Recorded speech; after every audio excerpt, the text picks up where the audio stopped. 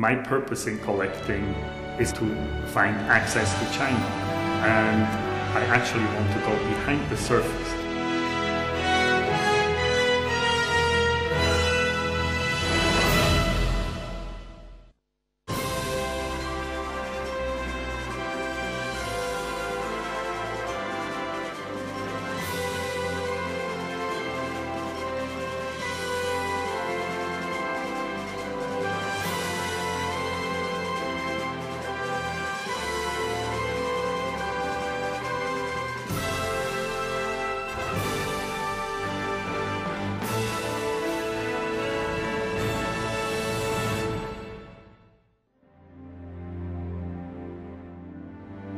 From being a businessman who set up the first industrial joint venture between China and the West, to an ambassador, and then the largest collector of Chinese contemporary art in the world, this Swiss man has left his mark on China over the last decades.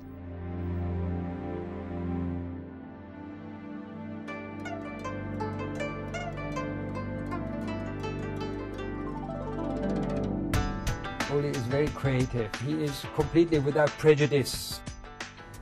他不是那种太特别的强烈的不停的说出他的看法的人。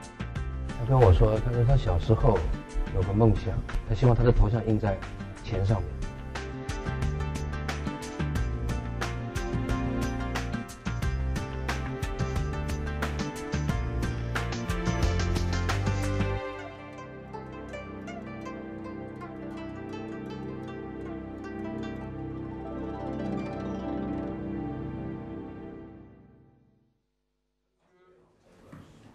Tut mir leid, bin ich so spät. Der Taxi hat nicht zur Destination gefunden. At the Swiss Consulate General in Shanghai, a meeting is underway on the Swiss Pavilion at the Shanghai World Expo 2010. Right now, they're discussing some of the specific details for the pavilion. One topical issue is the use of images of panda to help celebrate the 60th anniversary of China's diplomatic relations with Switzerland. However, one participant is against using the panda mascot. The panda image, the panda is highly charged in China. And to use the panda in a way that one side may consider somewhat disrespectful would not pay. So this is a good example for what I said earlier. We may consider it very funny. The Chinese may not consider it so funny. So my impression is that I would resort to some other feature to illustrate and celebrate our relationship. He is Uli Sigg, the jury president and Commissioner General for the Swiss Pavilion Shanghai World Expo 2010.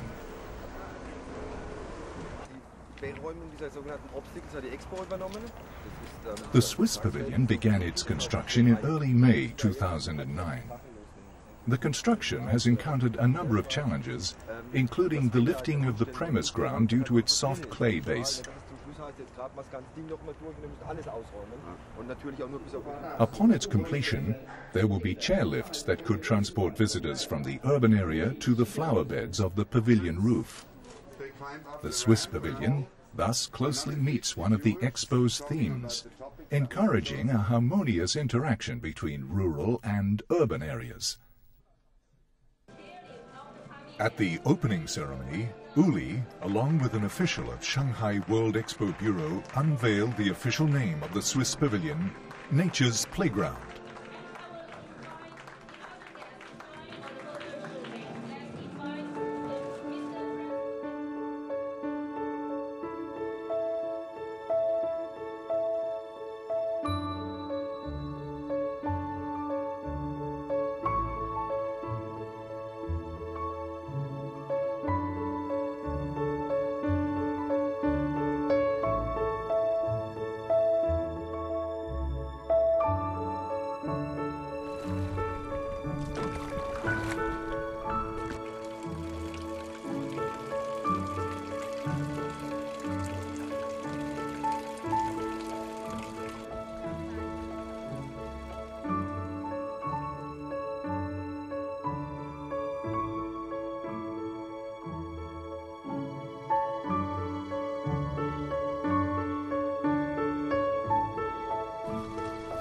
I bought this house 10 years ago. I thought it's a unique situation, a house 400 years old, built on an island in a small lake.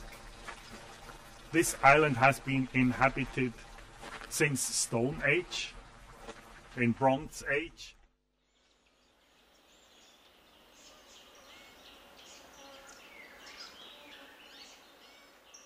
For me, it's very important that the art and the building correspond with each other, talk to each other. This is a staircase. At the time this was built, most likely the people had their ancestors in the corridor. You find this situation in all these old castles, France, England, Switzerland. So these are my ancestors, but designed by Zhou Tiehai. Zhou Tiehai is a Chinese artist. Apart from Zhou's works, there are around 100 pieces of contemporary artworks in the house. All of them are created by Chinese artists. Yet this is just the tip of the iceberg of Sigg's collection. Having spent over 3 decades in China, Sigg has managed to collect around 2,000 works from 250 Chinese artists. The artworks were created from the 1970s and they span over 30 years. Sigg's collection is still growing, and it is no surprise that he's been crowned as the largest collector of Chinese contemporary art in the world.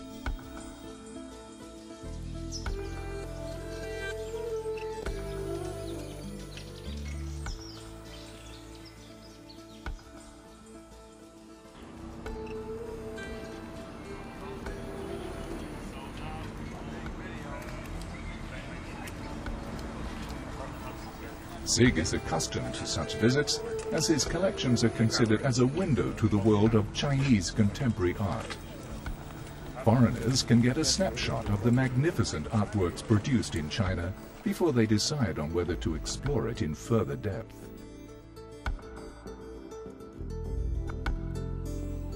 However, how has Sigg become one of the earliest and largest collectors of Chinese contemporary art? What exactly is the connection between him and China? Uli Sigg was born in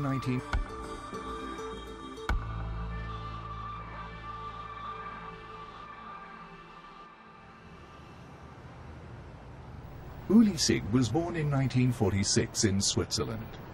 He studied law and graduated with a doctorate degree from the prestigious University of Zurich. As early as 1973, he began to work for Finanz und Wirtschaft. Uli and I were very close also physically, because we were sitting next to each other in an office of 4 people where we did economical journalism. And Uli had one quality which is extremely rare with journalists. He could listen. He was a listener. With such ability, Sigg could always obtain stories others weren't able to. However, he wasn't determined to spend his entire working life as a journalist.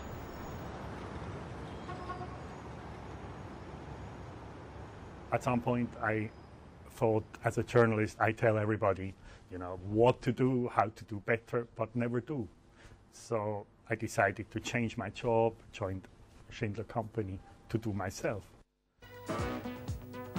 This change in career became a watershed moment in Sigg's life.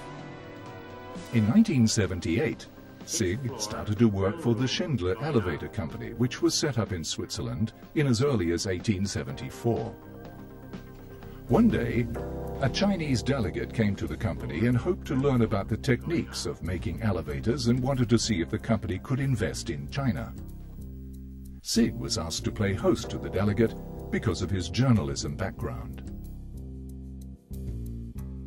The Western companies, the Western people thought we were completely crazy to put money into China, even transfer technology. So what today seems the most natural thing in the world, at that time was considered completely stupid. And it was in fact about as difficult to sell the solution, the contract I had negotiated, to my own board as it was to sell it to the Chinese side.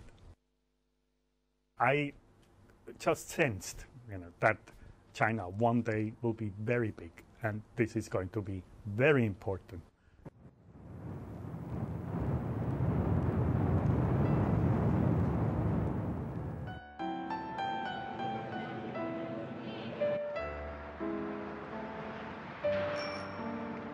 China was entering a new era when Sigg arrived in 1978. Well, the negotiation process was very complicated because on the Chinese side, nobody had a clear view of what we were going to do. The technology existing in China was completely outdated at the time. There was no legal framework how to establish a company. It was a planned economy at the time. Negotiations were slow and difficult, but at the end a contract was signed. The contract later served as a template for the formation of joint ventures between China and foreign companies in the future. The China Schindler Elevator Company Limited was established on July 4, 1980. Following this, the company built several plants in China. For nearly a decade, Sigg held the position of vice chairman of the board of directors, as well as the company's chief representative in China. The China Schindler Company forms the first industrial joint venture in China. However, it was no easy task. The differences in economic environment, technical conditions, and culture made Sigg feel rather inadequate about China's reality. It was clear to me I must have access to China from another perspective. I must see more fragments of reality to understand China. This is the National Art Museum of China, a place which served as a main portal for Sigg to learn about China. In 1979, he coincidentally visited an art exhibition just around here. This discovery of Chinese art had led Sigg's life towards a new direction. I thought contemporary art is an ideal access and an ideal other inroad to see another reality of China. So I got very interested into it from the beginning.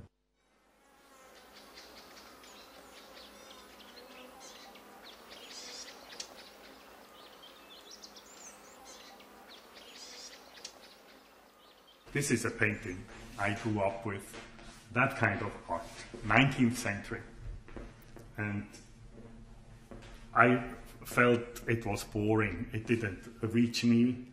And only outside my home, when I saw the contemporary art, and I could see art that has blood and flesh and is alive, I got excited. The new things have always interested him much more than the past or what happened or what he has done. When I was a student, I got very much involved in the contemporary art, but I didn't have the means to collect except very low-priced work for very young people. I bought a number of those, and most of them became very famous later. This is a work by German artist Gerhard Richter. It's one of the earliest works collected by Sigg. Richter's work now sells for valuable prices at auctions costing millions of US dollars.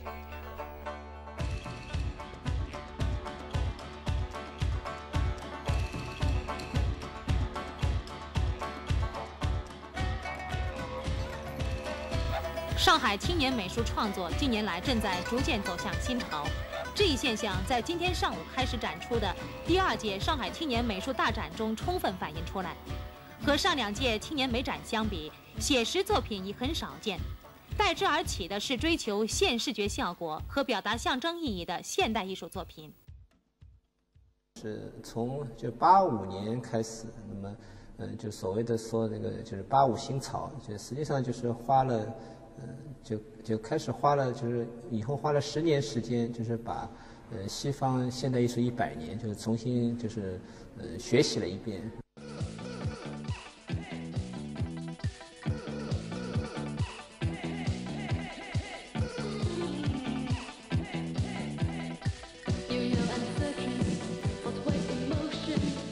对就中国这个就社会转型的这种就是城市景观和消费文化的这种表达，就是那么成为就是大家的一个主要的一个艺术工作了。那么我觉得从这个时期开始，那么我觉得这是一个就真正意义的就当代艺术的开始，是吧？就是说当代艺术，它开始真正的就是面对这个中国就是本土的这个那种文化的和社会的面貌的这种变化。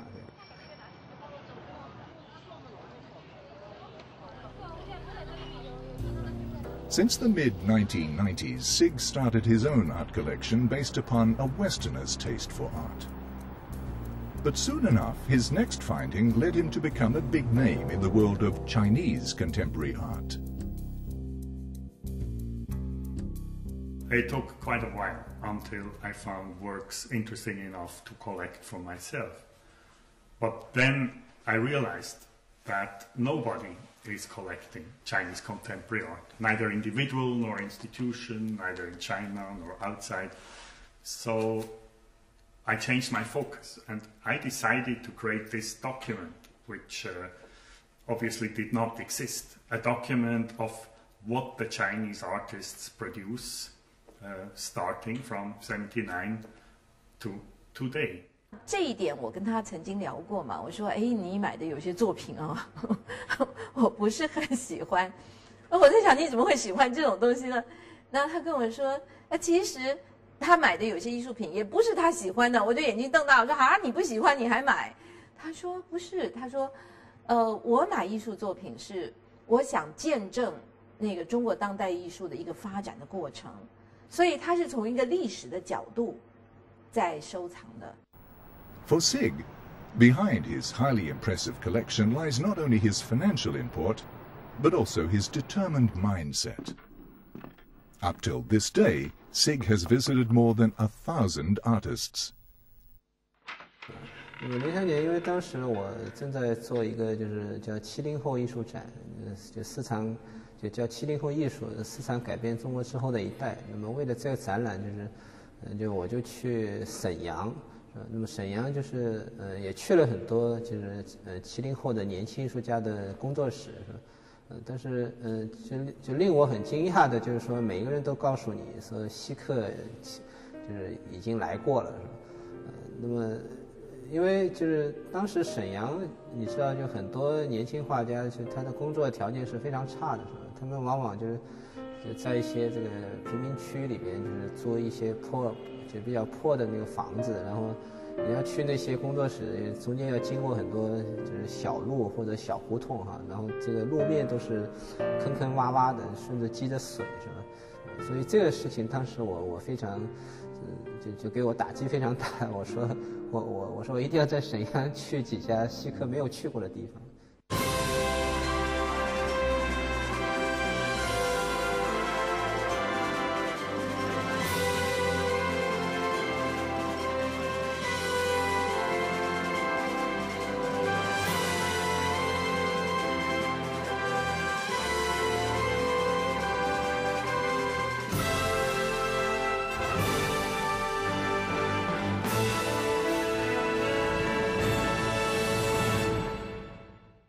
The attitude of the 48 group was quite simple.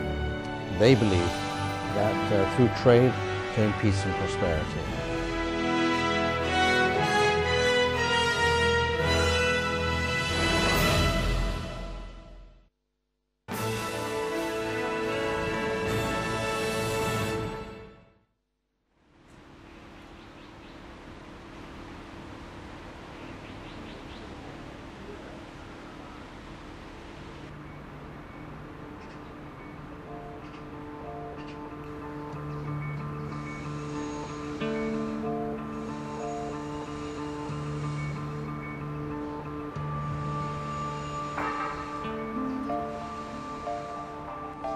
After 10 years' service at the Schindler, Sigg held positions in a number of multinational companies and became a successful international entrepreneur. At the same time, he was also a member of China's Foreign Company Association and the founder of the Sino-Switzerland Chamber of Commerce. From 1995 to 1998, Sigg was appointed by the Swiss federal government as the ambassador to China, North Korea, and Mongolia. 你看，都是一般办公都是，你看都是很晚，都是出门很早。他的要求，平常吃饭很随便，都是说，反正他，主要是吧，都是说吃面食，你看中国炒面呀，那个咱们的粉丝啊。You have the cultural exchange, you have the art, you have all these visitors. I found myself and my wife working like 7 days, 20 hours a day. It was a lot of work, but very rich work and exciting work. Even with his busy schedule, Sigg found time to collect art. 画家村吧，这好像那里那是好多那个画家都在那儿去买了房子，租了房子那，是吧？他经常去那儿买，反正他买他那画很多，买。你像他们画，咱们买几张，他都买一摞摞的买，倒是，咱们看不懂。他们那画都是抽象画，看不懂。Early time, I would visit an artist, and I would just look like a very strange animal to an artist because I was so interested in what they were doing, and there were no such collectors. There were maybe from time to time a curator who would appear or a scholar and talk to them about their art, but they didn't have a habit. They were not used to talk about their own art. So many of the artists just had to learn how to explain themselves, how to explain their work in our conversations. 我第一次见到乌力呢，应该是1995年，然后当时是别的朋友带着他来的，当时我还住在东直门那边的一个公寓里边，地方也不大，然后他呢，这个人就是说，显得很严肃，就是第一次见面的时候显得很严肃，因为我们以前也没有见过瑞士人，这是第一次见到，然后后来听说他是大使这个样子，但是还是后来就是稍微接触1-2次以后，因为也会去他的官邸吃饭呀，然后见到别的朋友在那边，也都是我们自己的朋友在那边，然后这样一来二去以后就比较熟了，然后觉得这个人其实是他是一个很天真的一个人，实际上他是一个很天真的人，然后他也很容易跟别人敞开心扉交朋友，这样。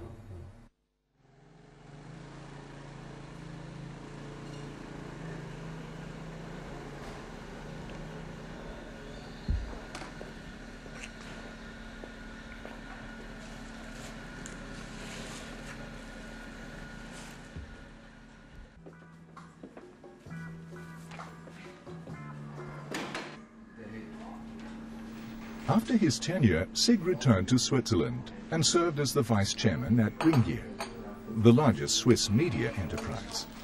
He was also a consultant with several multinational companies. He's getting up quite early, and the only regular thing is his morning newspapers. He likes me, but he loves newspapers.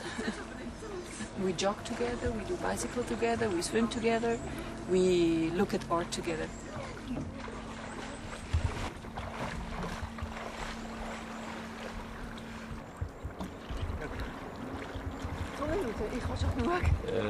I think an extended vacation for him is 3 days. And even during the 3 days, he's constantly talking to his BlackBerry or somebody calls him. And it's pretty difficult to find a quiet moment with Uli. I can't see Uli lying in a chair at the beach for 4 weeks.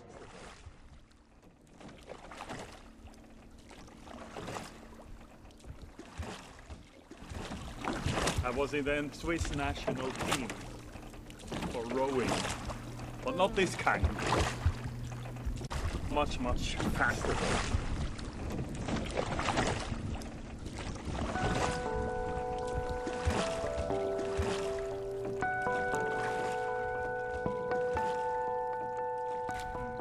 他是一个运动员，运动员他永远想的是第一，当然他的耐力很好。One of Zhou Tiehai's works, titled We Went for Love was collected by Sigg in 1996.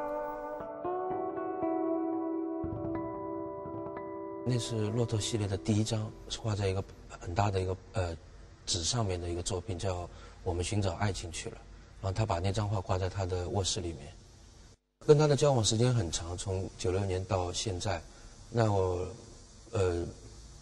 经常去瑞士，那他也经常邀请我去他的家里面。然后那个有时候他还说一起去他的湖里面去钓鱼啊什么。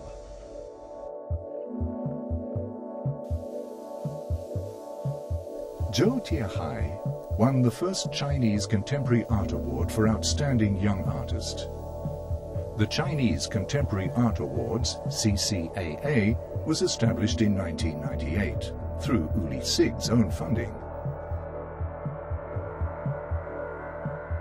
I felt the Chinese artists also didn't get the attention they deserve from outside China.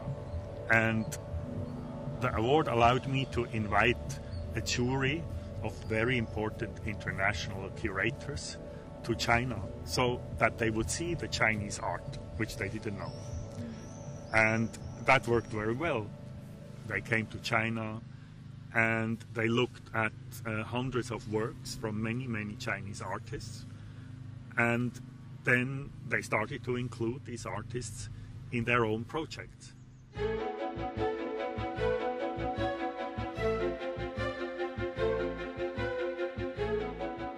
In 1999, Zhou Tiehai's works were selected for the Venice Biennale.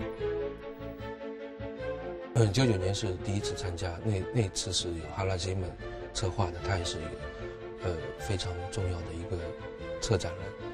98年的时候，Zeman 从韩国到中国，他刚策完那个光州双年展，然后来了中国。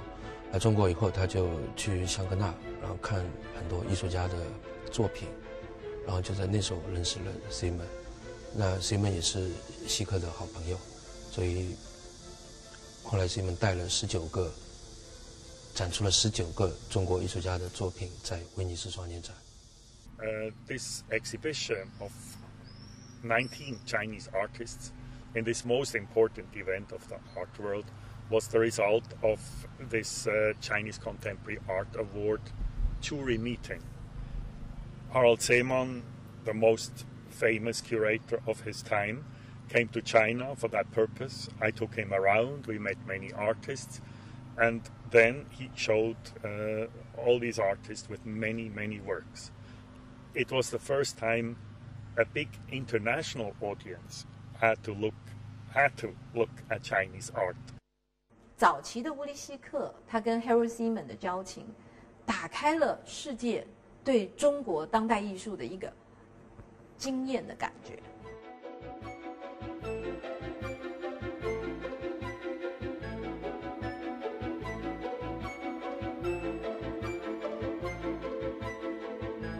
包括他不停地在向世界，介绍中国当代艺术。他把他的收藏在全世界做巡回的展览。他邀请摩马，邀请泰特的那个董事，然后来中国参观工作室、参观画廊。所以他在这方面他做了非常多的工作。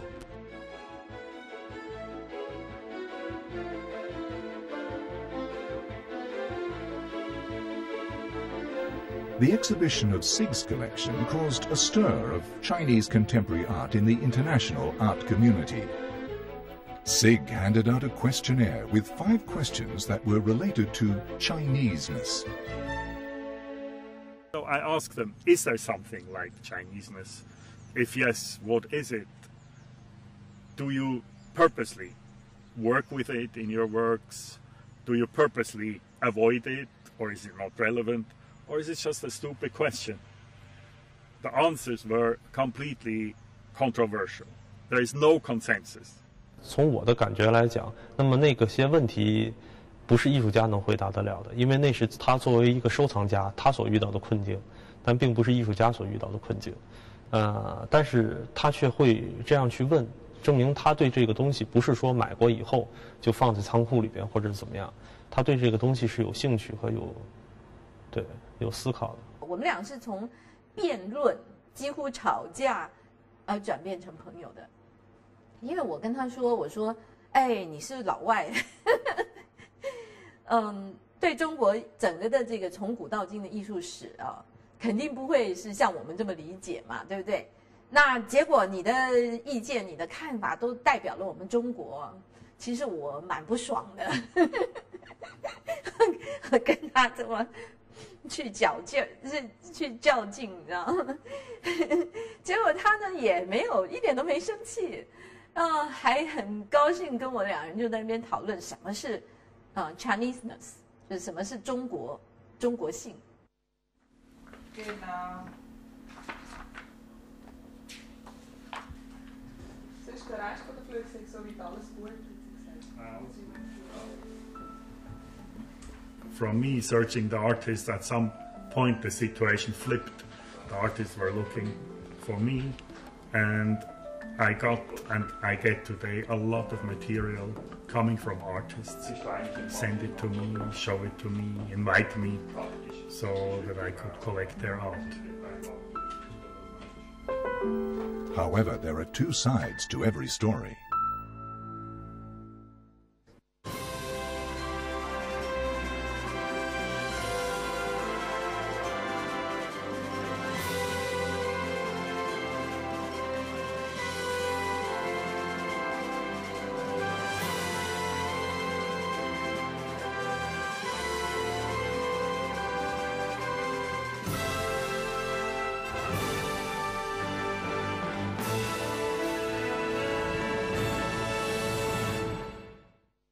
The attitude of the 48 group was quite simple. They believed that through trade came peace and prosperity.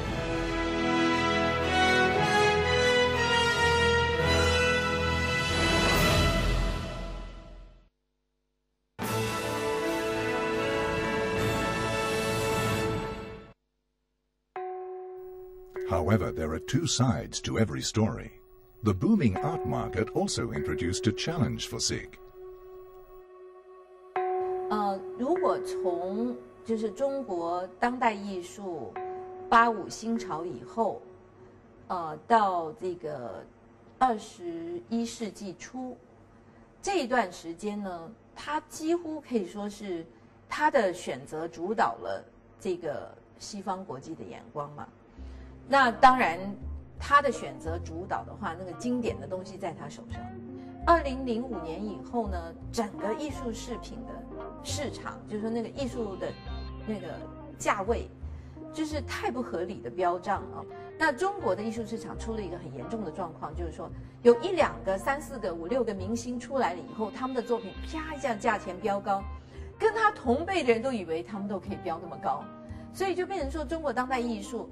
连个年轻的在学校里的学生都能一开口就10几万人民币，几万人民币。当整体的市场价一飙高以后，屋里都自己都说，他说，我没有这个财力这样子拼的。I continue to collect, but again I have to shift my focus. I now focus on very young artists, or I focus on artists I have already collected.And expand the group of works I may have from them.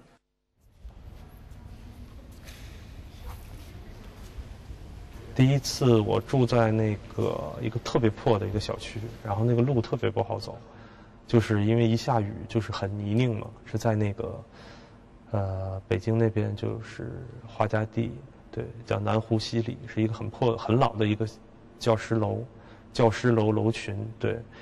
我记得印象比较深的就是希克到了那个门口以后，因为那个车那个沟太深了，然后进不去。我第一次见着他，然后我说你介意不介意下来走？他说不介意，然后就下来走了。我觉得大概有1站地吧，差不多。This work from Sigg's collection is titled Almost 7 o'clock. 小的时候一直是那样，比如说写字台底下压着照片，上面摆一个电视机，然后旁边摆一些什么东西，一个台灯，对吧？这样，然后感兴趣一点是因为7点钟是正好是新闻联播开始的时间。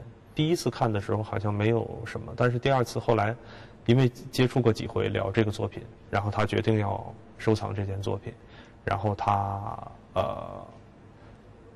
就是我记得问过背后的这些东西，我觉得他可能对这种社会性的这些东西也是感兴趣的。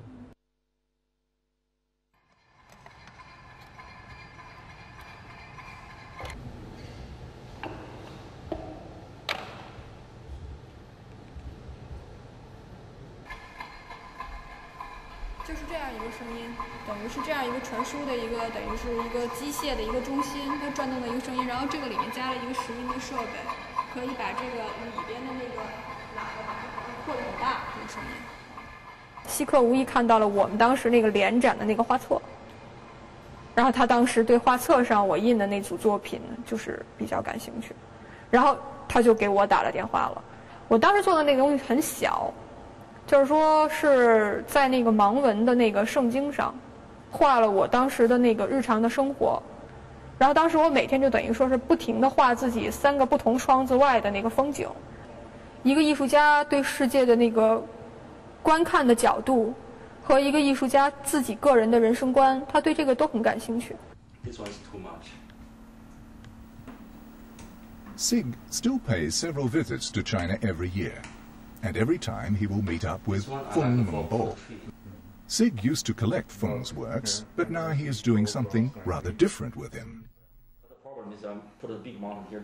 The mountain will be really, cross this one without any problems. And will the mountain also have a body in the end, or is it more just a shape? Like in one of the first paintings, the mountain has its volume. Yes. So it's the volume versus the shape. Actually, I have no idea of this. Painting. I also produce many works with artists. Sometimes I contribute ideas, and we may produce it together. Or sometimes I provide the financing that an imported work can be done. 我觉得乌力跟别的我认识的别的藏家，有一个很大的不同，就是说乌力喜欢刨根问底，尤其是针对某一个具体的作品，针对很多的细节刨根问底，包括动机，包括技术，然后包括各种各样的可能性，他都要跟艺术家进行讨论。那么这就相当的让人觉得开心，觉得很有趣，因为并不是简单的好这个作品不错，然后买了拿回去就这样。实际上我一直在跟他争，我们俩人都在争论，这样非常的有意思的。I have many very good friends among Chinese artists. There is a theory, particularly followed in the West, that you may then confound the person with the person's work. And there may indeed be such a danger. But my purpose in collecting is also to find access to China. The work of an artist just represents a surface, and I actually want to go behind the surface to really learn about this person, to learn about the context this person works, and ultimately about China, which is my ultimate study object.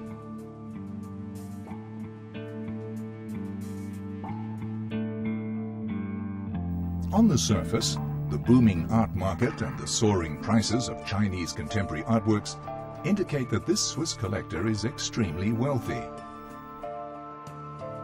这个东西收藏家也分，就是各种各样的，因为我也接触过那种就是刚买了东西没多久立马就抛出来的人，但来的时候呢，也就是有好多人陪着一块儿来，然后就是讲得很好，说他是很重要的收藏家，他买了东西肯定不会卖，他将来要会做美术馆。但是希克身上没有发现过这样的事情。所以西方，我觉得他收藏家有一个很好的传统，就他是把收藏当做他的一个生活方式，而且就他愿意把收藏的一个更重要的内容，他把它认为是跟艺术家的一个直接接触和交流。那么我们好像中国的收藏家就他更多的还是他愿意到拍卖行，比如说举牌啊，就跟人竞价呀，是吧？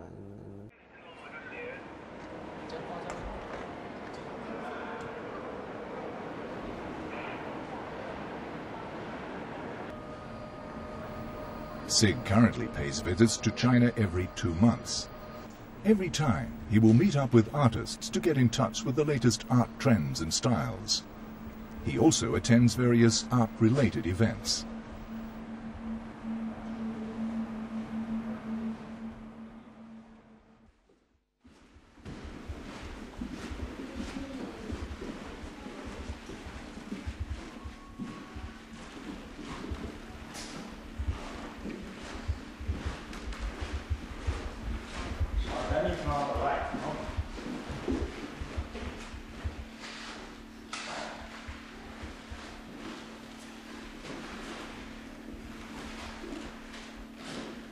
I still felt it's the best piece. So sometimes it's too bad.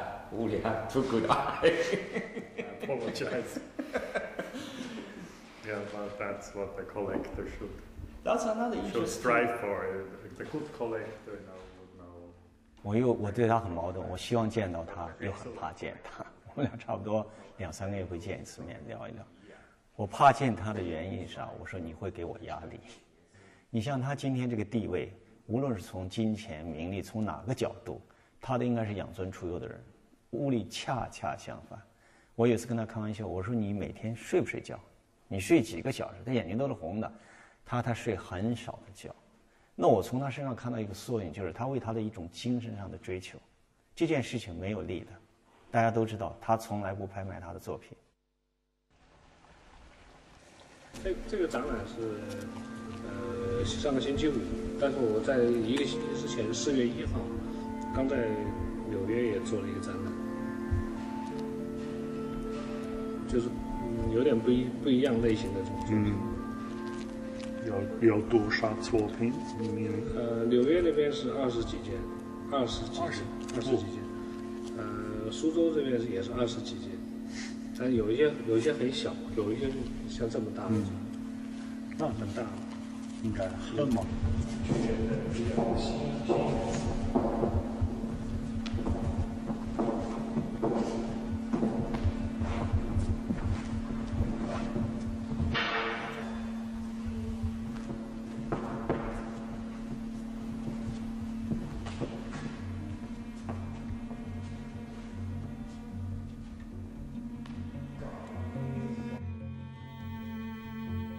Sigg's in-depth knowledge of the Chinese society makes him an ideal candidate on advising Western enterprises who plan to expand their business in China. De Meuron, a partner of Herzog and De Meuron architecture firm which took part in the designing of the bird's nest, still feels very lucky to have known Sigg. I met Uli Sigg at a mutual friend's house. And we understood each other, and so I thought this would be an opportunity to have Uli as a cultural interpreter or a cultural go-between. Apart from advising Herzog and De Meuron on business negotiations, Sigg also shared his knowledge on the Chinese culture with the two Swiss architects. And during 2 or 3, Uli and I went maybe 13 times to China. As we looked at the Chinese people, how they behave and how they live in the public space, that was somehow the most impressive thing to understand the Chinese people. And they dance, they play, they talk, and so on. We wanted to offer with the stadium a place for the public and not only a place for the Olympic Games.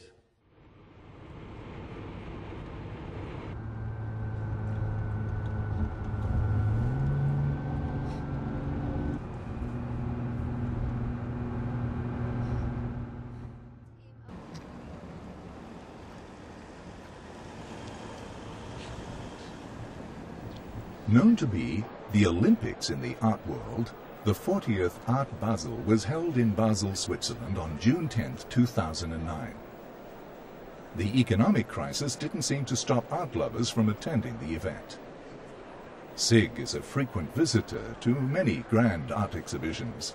As an international committee member of the Museum of Modern Art in the US, UK's Tate, and the Kassel Documenta in Germany, he is treated as a huge star in the art world.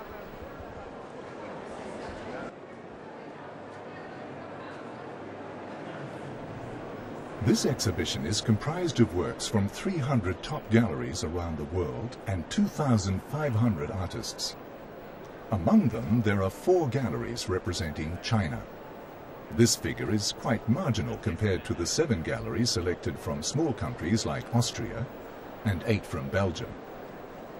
The United States has 75 galleries selected, and Germany also has a large number of 56 galleries. 长大以后这个样子。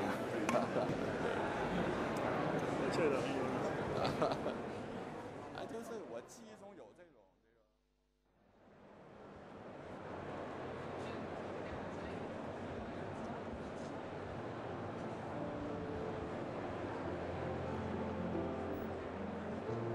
And actually, amongst the 20 most traded artists in the world, you find a whole number of Chinese artists.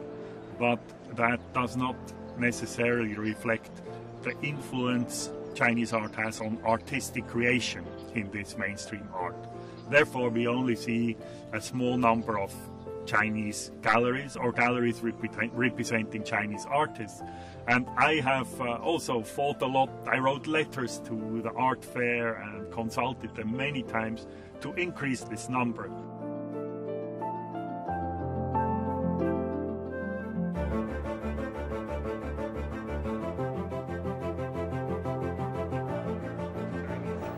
At Art Basel, Sigg noticed a rather interesting piece of installation by an Italian artist. It is made up of around 100 pieces of individual works that replicated popular Chinese artists, however, in black and white. The work illustrates a Westerner's view on the over-commercialization of the Chinese art market. Artists now will again think more, produce less, copy themselves less, which has been very successful formula in the past, and we will see better art. This, at least, is my hope. 艺术品炒得非常高的时候，也有很多人跟希克说：“你赶快买，你不买轮不到你买了。”那希克说：“他们涨价让他们涨吧，我还是继续买，价格比较低的年轻艺术家的作品。”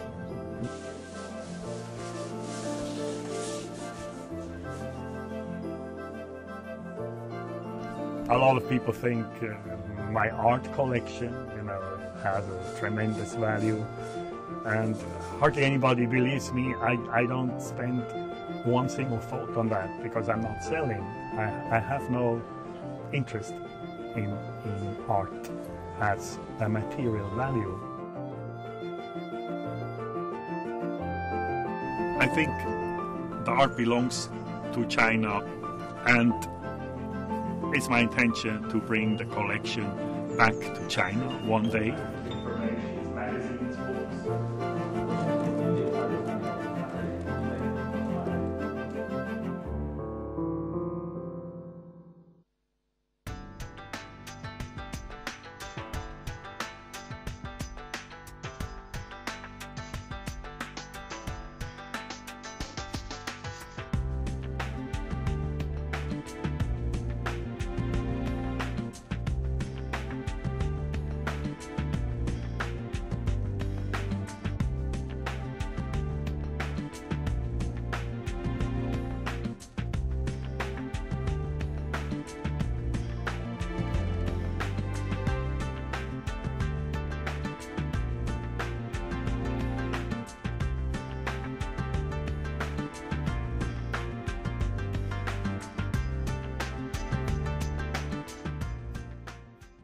The attitude of the 48 group was quite simple. They believed that through trade came peace and prosperity.